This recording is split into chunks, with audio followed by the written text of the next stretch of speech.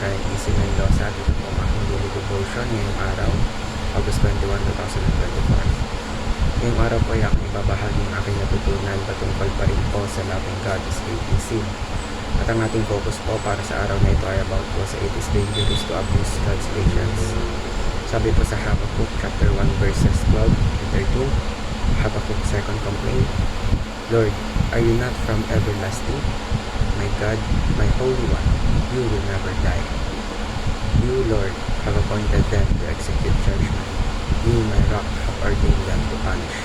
Your eyes are too pure to look on evil. Why you cannot tolerate wrongdoing? Why then do you tolerate fictions? Why are you silent while the weak swallow up those more righteous than themselves? Sa Tagalog po, ang pangalawang hinaing ni Habakkuk. Sinabi ni Habakkuk, O Panginoon, kayo ay Diyos mula pa noon. Kayo ang aking Diyos, ang banal na Diyos na walang kamatayan. O Panginoon, ang bato ng kanlungan. Pinili niyo ang mga taga-Babylonia para magparusa sa amin. Dahil banal kayo, hindi niyo matitiis na tignan ang kasamaan at kaguluhan. Pero bakit niyo hinahayaan ng mga traidor na taga-Babylonia na gawin ito sa amin? Bakit inyo hinahayaang pagmalupitan ng mga taong hindi gaanong masama kung iahambing sa kanila? So sinasabi po dito ni Prophet Habakkuk na umaamin po siya ng kasalanan ng bayan ng Israel, na makasalanan sila. Ngunit tinanong niya ang Diyos kung bakit ginamit ng Diyos ang bansa na mas masama sa kanila.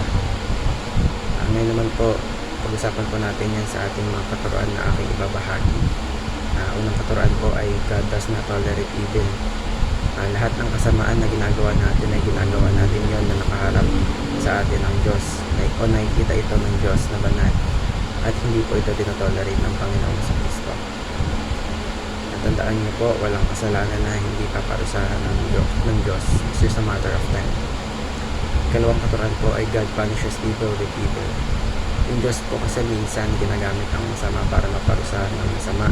Kaya po nang nasa talata natin ngayong araw na ginamit po ang mas masamang bansa, yung Babylonia, para parusahan ng bansang Israel. At sa ikatlong katuruan po ay God ordained the defeat of evil. Huwag po natin iisipin na parang walang ginagawa ang Diyos sa kasalanan. Ang Diyos po kasi ay hindi kailanman tumalikod pag nakakagawa tayo ng mga kasalanan. Tandaan po natin na may tinakdang panahon para talunin ang kasamaan. It's like parang may hourglass, no? Kapag naubos yung or napuno yung hourglass, ito na po yung oras na mayroong judgment na nakaharap or nakaabang sa atin ng Panginoon. And para naman po sa application natin, una po, do not tolerate evil. Kung mayroon man tayong kasamaan, we do not tolerate it. We do not tolerate evil, lalong-lalo na po ang kasalanan sa puso. Sisimulan po natin ito sa ating sarili. And next po is to do not abuse God's patience. Hindi po dapat natin naabusuin ang pasensya ng Diyos, dahil para po iyang hourglass. Once na maubos yung orasan na yan at hindi ka pa rin nagbabago, ikaw ay napaparusahan. Meron ng judgment ang Diyos na nakaabang sa'yo. And lastly po is do not wait for God's discipline. Huwag po natin antayin na ang disiplina ng Diyos. Kamuhian natin ang kasalanan, iwanan natin ang kasalanan. Pakinggan po natin ang Santong Espiritu na nangungusap sa atin.